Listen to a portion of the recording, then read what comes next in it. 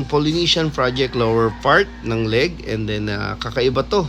Kasi gusto ni Bossing may kakaibang kulay like teal color and yung UV ink na light green. Unusual siya kasi hindi naman talaga natin nakikita na may kulay yung Polynesian, pero kasi you need, sabi nga ni Bossing, you need to be different to stand out. Gusto niya yan.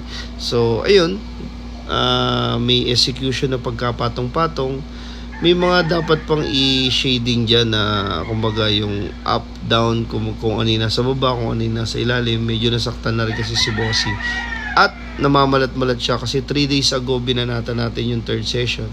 And yung fourth session natin, yung unang ginawa natin na more on teal colors, pati si Bossing hindi siya natuwa na mas marami yung teal color kasi nga syempre papangibabawan yung dark sa light.